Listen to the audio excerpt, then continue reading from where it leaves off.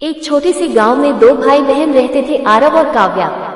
उनका घर कच्चा था, पिता मजदूरी करते थे और माँ दूसरों के घरों में काम करती थी। गरीबी इतनी थी कि कभी कभी रात का खाना भी पूरा नहीं होता था, लेकिन बच्चों के पास एक चीज थी, सपने।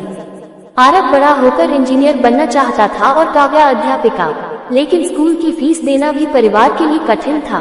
कई बार उन्हें पुरानी किताबें मांगकर पढ़ना पड़ता था और किताबों में पन्ने भी पूरे नहीं होते थे। एक दिन काव्या रोते हुए बोली, भैया, लगता है गरीबी हमें पढ़ने ही नहीं देगी। आरव ने उसकी आंखों से आंसू पोंछते हुए कहा, नहीं बहन, गरीबी रुकावट है, रुक जाने की वजह नहीं। उस दिन से दोनों ने निश्चय किया कि वे हार नहीं मानेंगे।